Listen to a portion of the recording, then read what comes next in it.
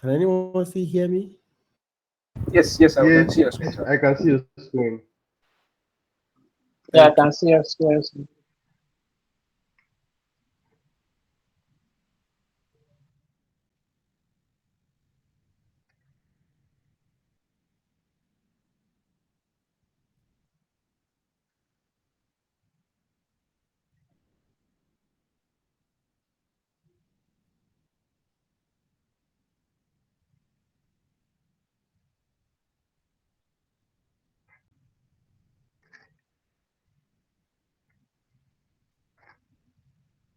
Yes. Shit, shit.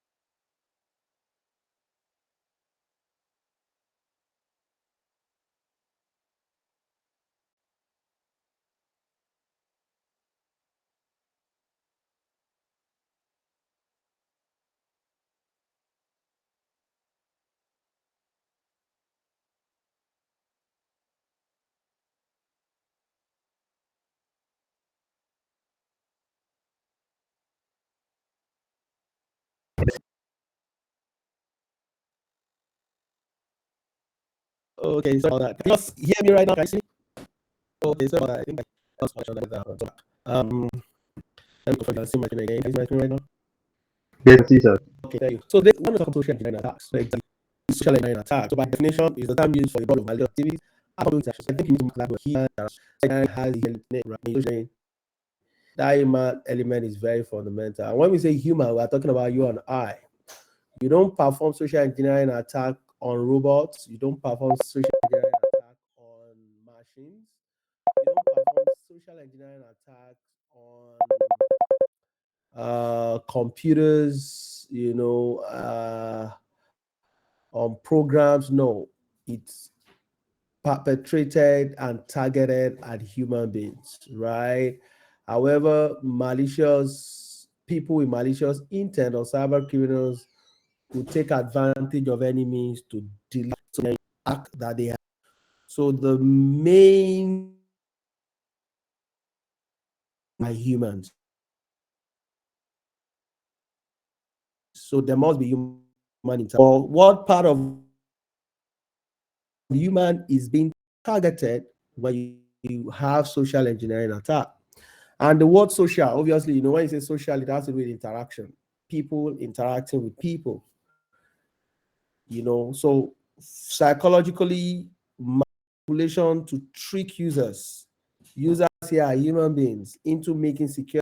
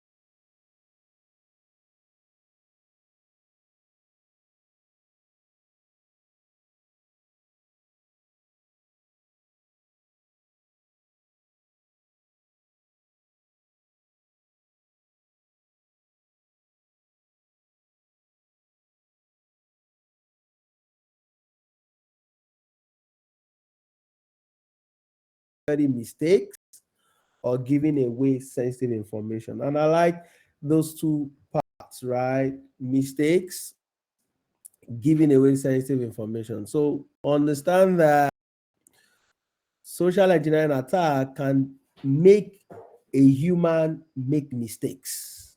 It can also make a human being give out sensitive information.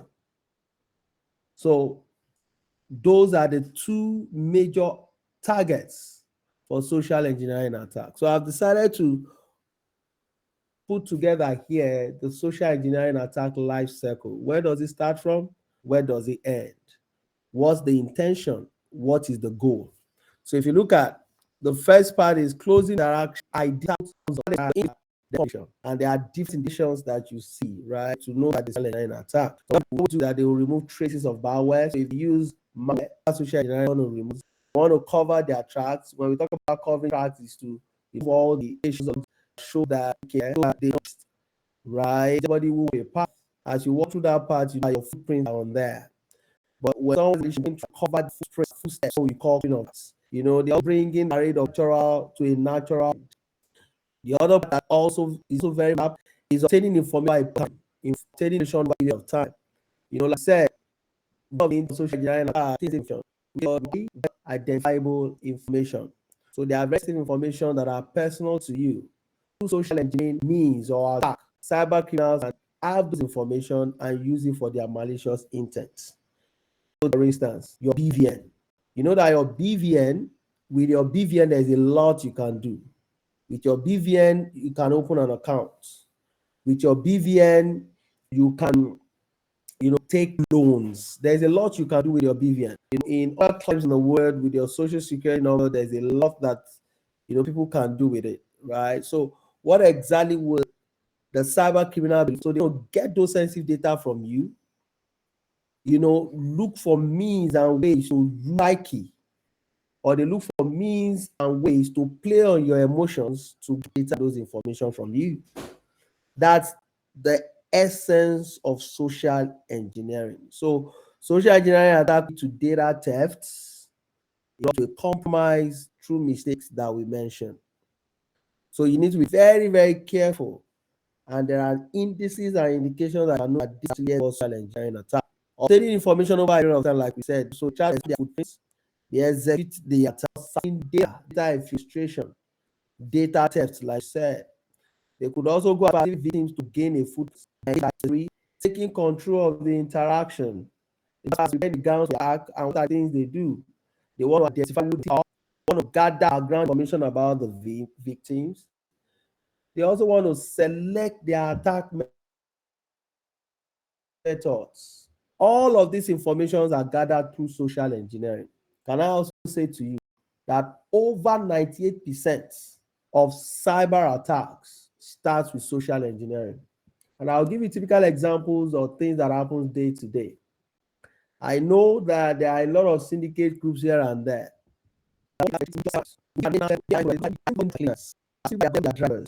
All they do is to promotion on you and through their or attack on them. All they need to is get those students to price station and they can use what means it.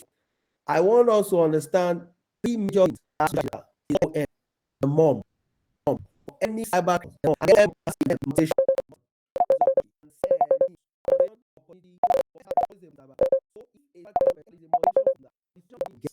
the motivation is that the motivation to do is they are motivated to do it.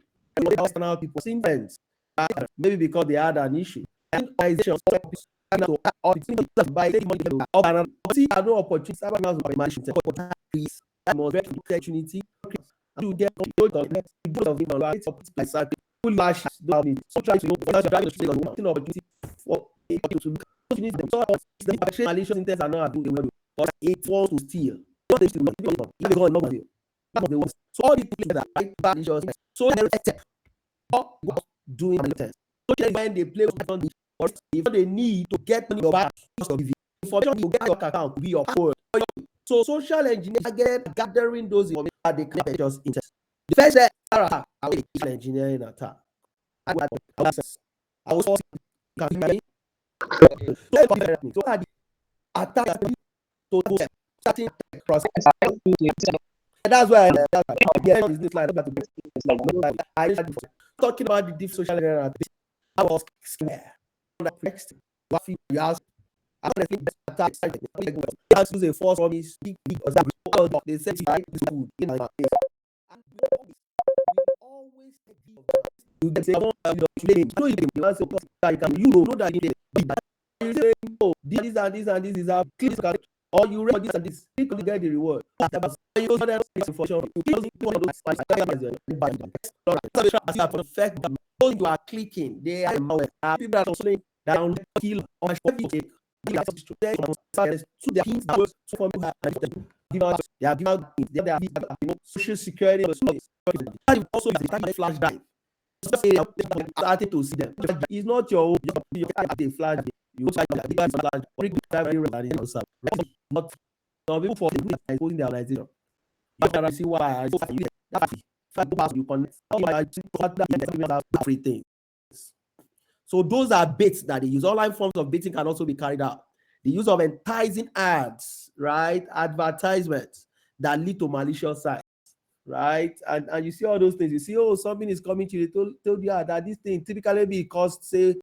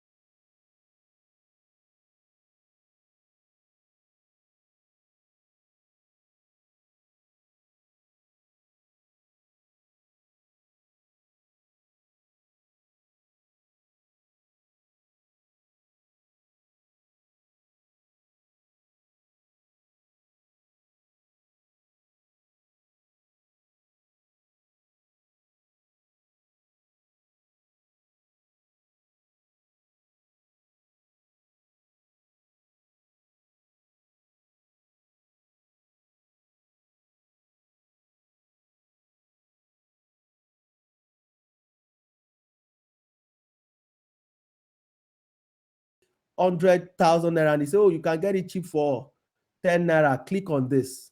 Those are baits. Scareware.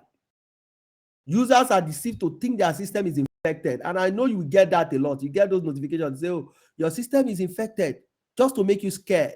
And they tell you, click on this link so that system can be cleaned. All those links that you are clicking, friend, WhatsApp status. They say, oh, I knew you when we were in school.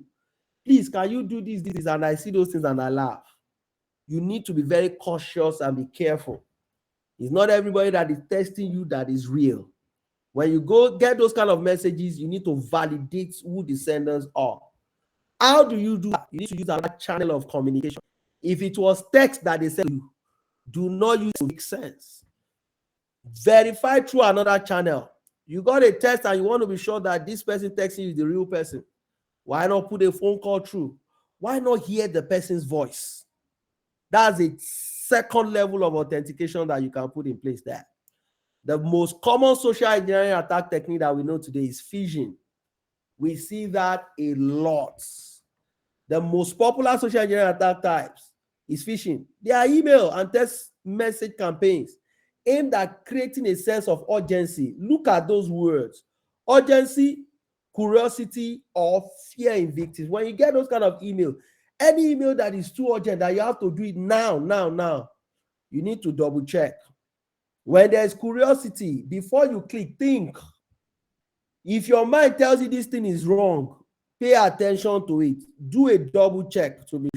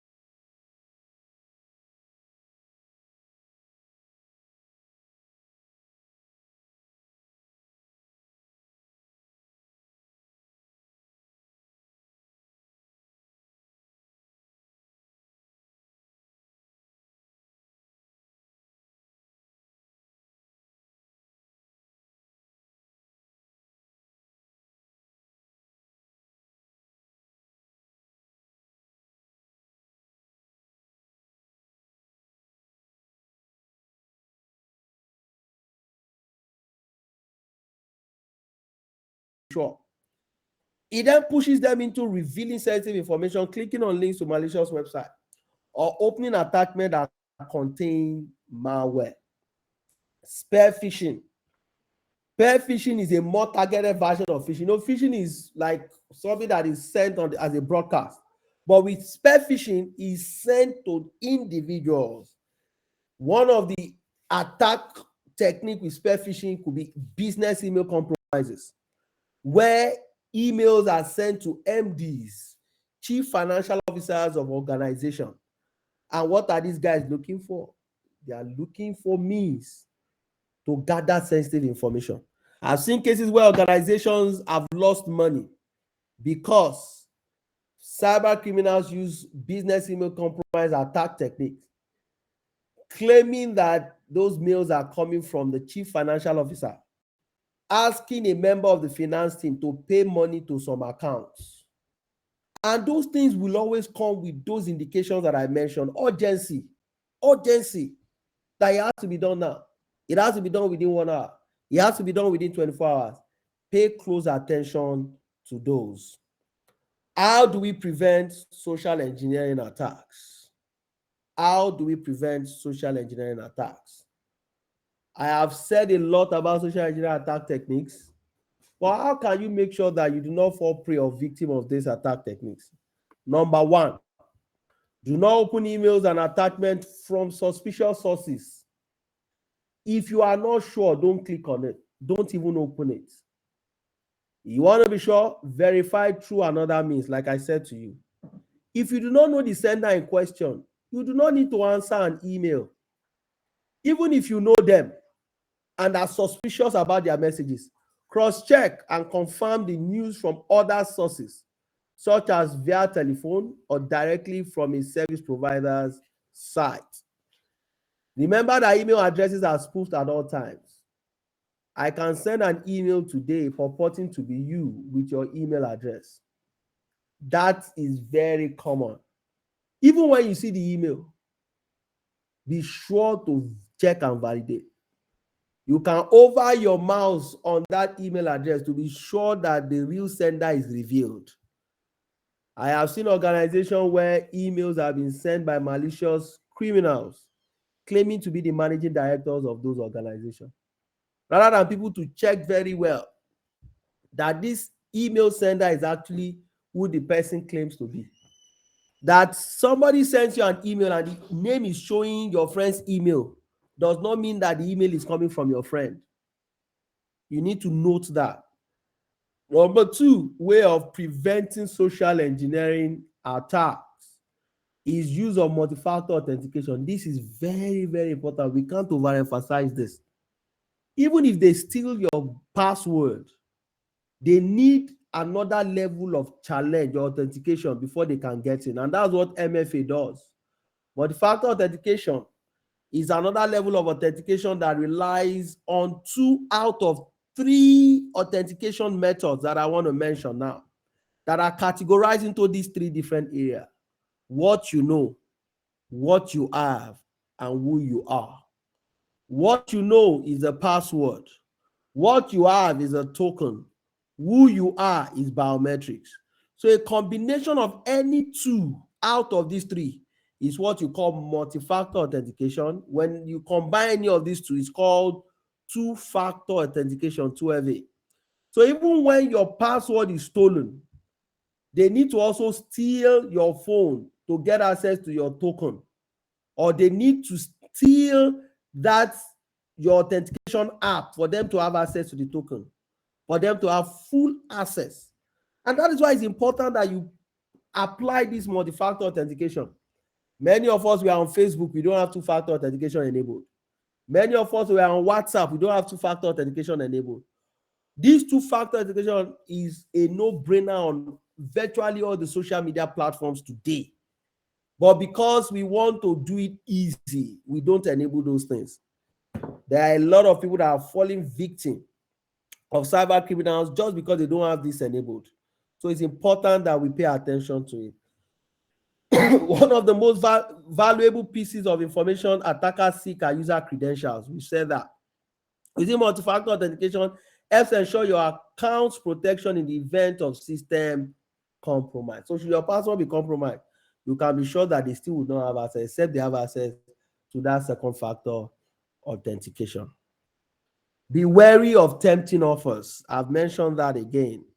Social engineering attack will target your greed. It's greed. Tempting offer, you say, oh, it's too sweet to be true. Pay attention to those. I have seen a lot of funny, smishing SMSs, and I laugh. A lot of them, like there was one that, someone talked about the previous day, where a smishing was sent to someone saying that exactly that, oh, the bank has credited your account with so amount of money. For you to have access to that money, click on this link. Why will the bank send money to you? What? So why? How? What did you do? And you will click. What did you do for the bank to send money to you? The people just send money to people. So you need to be very careful. That's greed. That offer is tempting.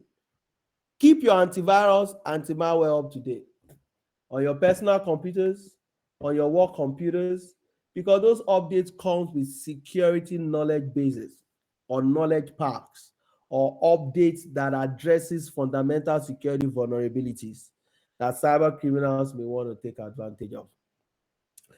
And I think I will pause here again and ask, can you all hear me? Yes, sir, I can hear you, sir. All right, thank you. Thank you. So keep your antivirus and malware up to date.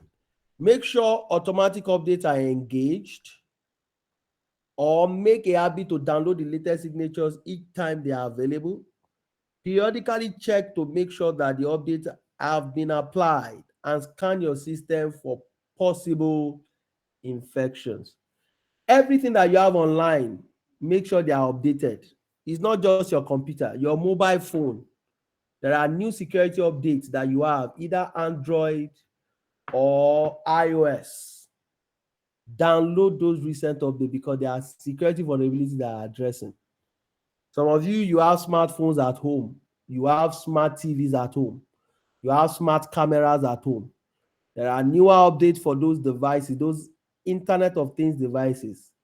Make it a point of duty to ensure that you download the latest security update for those devices. There are cyber attacks that have happened through these IoT devices. I've seen people that are attacked through their television set. On your TV today, you can connect to YouTube. You can connect to Netflix. What it means is that your TV is part of the cyberspace. It has access to the internet. If you do not have the right updates downloaded and installed on that TV is as exposed as your computer. It can also be the channel that cyber criminals will take advantage of to get access to you. I've seen cases where families and children have been targeted through their cameras. There is one case that we investigated some weeks back, where through the internet camera, the cyber criminal has access, to nude pictures, videos of someone, because those cameras didn't have the latest updates. The cyber criminals were able to, compromise those cameras, and they then have access to all the footages on that camera. So imagine what the cyber criminals can do with that kind of information. The next thing they begin to do is to ask for ransom, else they want to expose those kind of sensitive information. So whatever it is that you have that has access to the internet, make sure you have the latest updates regularly on them. Your smart watches, smart wristwatch, make sure you have the right and the regular update on them. There's internet everywhere, Internet of Things. We are extending to everything. Your printers at home, your refrigerator, there are internet-based refrigerators today. Make sure you have the latest update on them. Thank you very much. I will then open for questions as we continue. Thank you.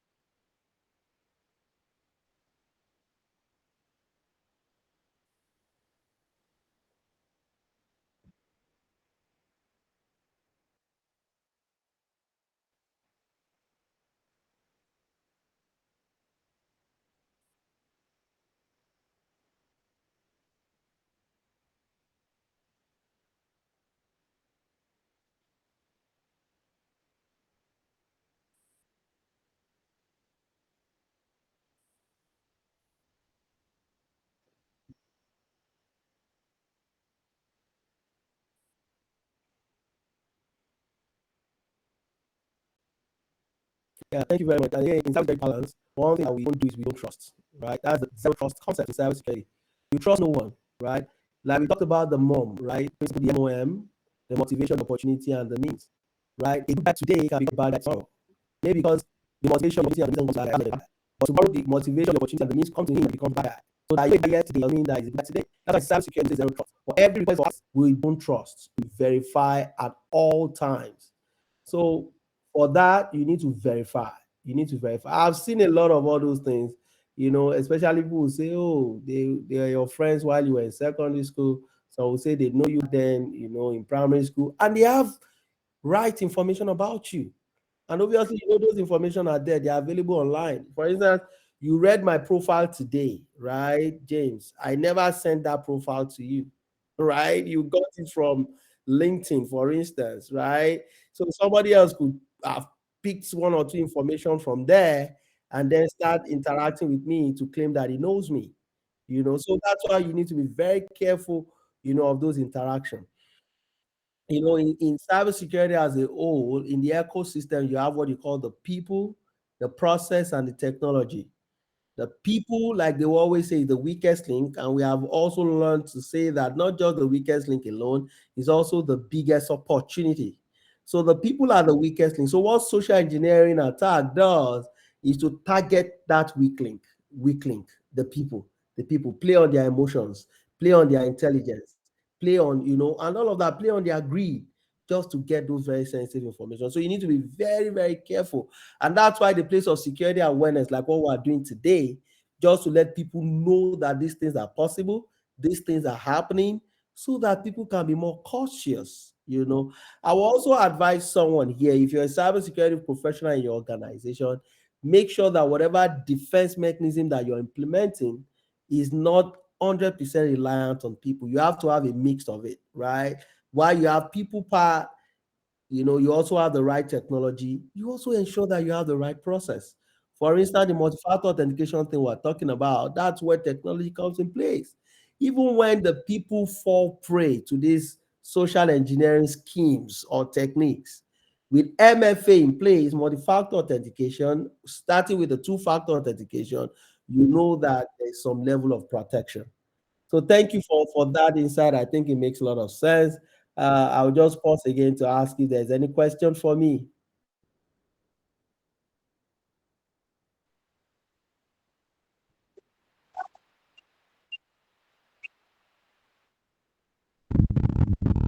Yeah, Mr. Thank you very much for your presentation. I think this is really informative. My question is like now, now you don't know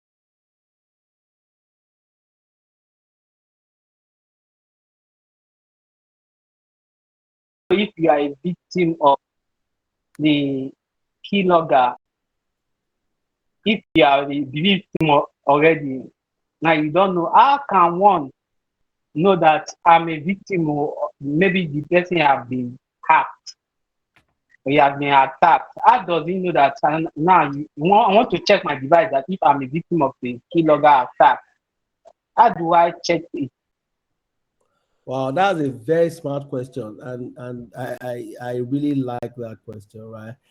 So I will say this, right? In cybersecurity, one thing you must always have at the back of your mind, right, is that put on that cap of you have already been attacked. Don't always believe that, oh, you are not being attacked. Generally, we say that there are two types of organizations: those that have been hacked and they know, and those that have been hacked but do not know. So invariably, everybody is being attacked. So having that at the back of your mind will always give you that mentality of defense. What are the things that I need to do to make sure that I'm being attacked, right? Do I have the right defense in place? Even when I'm being attacked, what can I do? And that's where cyber resilience comes into place. Cyber resilience is, oh, what's your response should you be attacked?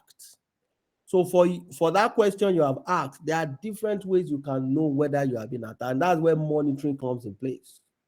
That's where, some of the mechanisms that I talked about, ensure that you have your right updates, ensure that you scan your system. For instance, if you have the right anti-malware, the right antivirus, the right EDR solution, the right endpoint tools, you can run those tools on your systems. And it will show you if there's any malicious code or programs that are running on your computer, right? So that's why it's always good that you invest in the right tool. Somebody will say, I've seen people, they just get laptops and they say, oh, I don't need antivirus. You need it, right? You need to ensure that you have the right anti-malware solution and that is up to date and that anti-malware is running. So when you scan your computer, they to show you all the different, attacks.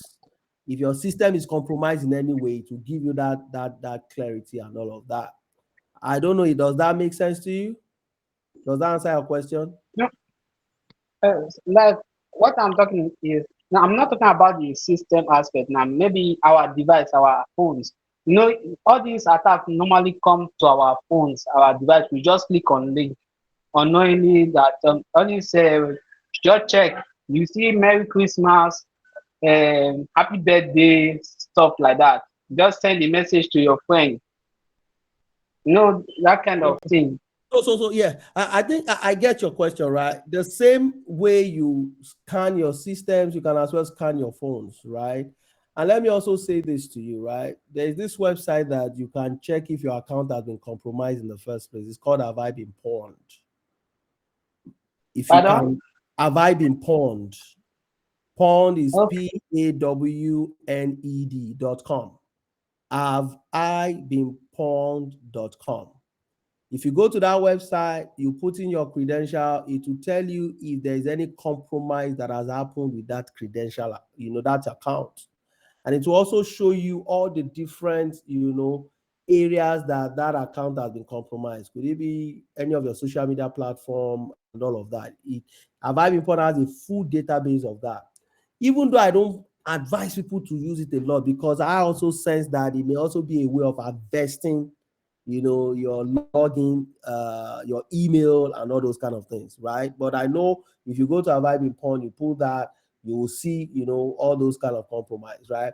But again, how do you defend yourself should you be compromised? So there are a few things or steps that you need to take. For instance, change your password regularly, turn on MFA, like I said, right? Even I ensure that your mobile phone has the right updates, right? And all of that, beyond having to scan the system for any form of compromise or attack. If you take these steps, you can be sure that you have another level or a layer of security. Let me also say this to you. The reason why you're taking this step is not to say that you can never be attacked. There is no security that is foolproof. A cyber criminal that is desperate can do anything. The only thing that the defense does is it gives them, it makes sure that they do a lot more work before they can get in. That's what security does. It doesn't mean that a criminal that is desperate cannot get in. It means that it will take a lot more effort, and that's what security does. It's just like when you have your house, right? You put a security door. Yes, there's a security door there, but it doesn't mean that a determined thief cannot shatter that door and come in. You put another level of security. Example, you put a camera.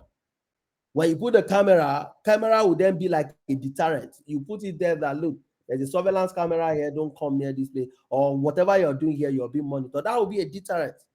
But a criminal that is determined with your camera, they will still, but it will take them a lot more effort before they get in. So for your question, right, coming back to your question, you can check that site, for example, but having checked all of those things that I have said, or you scan your system, you scan your mobile phone, you check for any malicious, whatever, it is important that you put in place all these defense mechanisms that I have talked about.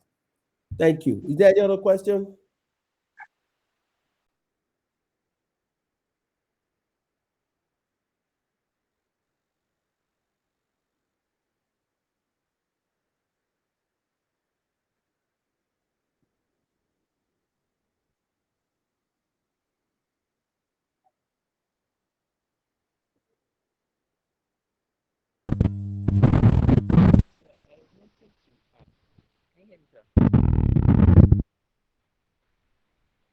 I don't think you can hear you. Can you type it in the chat box? Can you type your question? I can't hear you. Hear me now? Can you hear me now? Okay. Yes, talk a bit more. Okay, maybe I'll type on the chat box. Okay, it's better. I can hear you. Go ahead. Okay, sir, I wanted to ask, how do you monitor phishing email? Can you type it then? I can't hear you. No. I said, sir, how do you monitor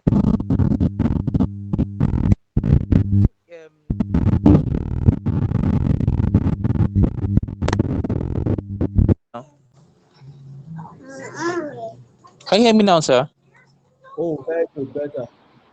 Yeah, I'm asking, how do you monitor or how do you differentiate? How do you get to detect a phishing email? For instance, if your organization doesn't have the right technology, how do you get to detect such? Yeah, thank you very much. I think that's another very smart question, right? Now, you could look through some emails and know that this is clearly a phishing email. I gave some of the indication. Number one is if that email is looking to be urgent in terms of the request, that's an indication that is likely to be phishing. So when you see an email saying, oh, do this within 2 minutes or within 1 hour, if there's also a threat highlighted in that email saying that, for example, if you don't do this, this is going to happen, those are indications, right? Also, the formatting of the email can also show that it is phishing, right? Spelling errors, those are some of the things you look out for. The other things you also look out for is if the email is sent, to generic users. So like something saying hi, it's not specific to you. It can also suggest phishing. Or it can go as far as saying hi all, hi everyone. Those are indications of phishing. The subject of the email can also suggest phishing, right? The subject of the email. So you need to look at the formatting of the subject. There are some words that you see in the subject of the email that suggest phishing. The other bit again to know that this is a phishing is when you get the email, you can hover your mouse on the sender email so that it will reveal to you the actual sender. For instance, somebody can generate an email account and name it as Samuel Mbonu, for instance, right? And the real email address is not even related to Samuel Mbonu. It could be something entirely different.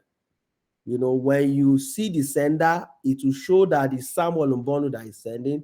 But when you hover your mouse over that sender account, it will tell you the real email address that is sending it. So when you see that, the other thing is if you are not expecting any email from someone or something, that's also an indication. For instance, you didn't apply for a job and you get an email saying that attached is the employment letter. That's practical phishing. You never applied, though. You just see this thing, or you didn't even do any interview. You see appointment letter. That's phishing. The other thing is the one that happened recently, and I was just laughing with my wife, was some guy sent her an email saying, "Oh, we've seen your profile, fantastic profile. Can we schedule an interview with you?" And they said for us to have this interview, can we have it on Skype? And you wanted to do interview. The person is not showing their face. You know that something is wrong there. Number two, you then see a lot of urgency to say, "Oh, after this interview, we want you to send this in the next 1 hour. Send this information." You know something is wrong there, right? And they are also even engaging you as far as into the middle of the night after, at wrong hours. That also suggests that that's a, cyber criminal engagement. So I hope that all these different indications I've given to you can really show you that is phishing. Yeah, I wish Yes, I sir. had. Thank you. Yeah, I wish I had a particular example. I would have put it up on the screen and we'll go through it. Thank you very much. Thank you very much, sir. That's elaborate, sir. Thank you very much, sir. You're welcome.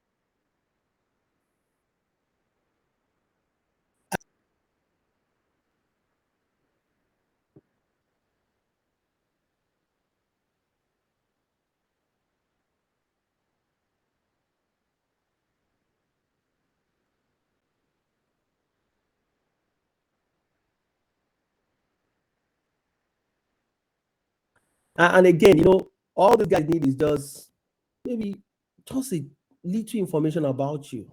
For instance, on LinkedIn, you put it up on LinkedIn to say you are open for work, right? You know that open for work badge. You put that up. That's enough for the guys to then send you those kind of things. Oh, you have a job.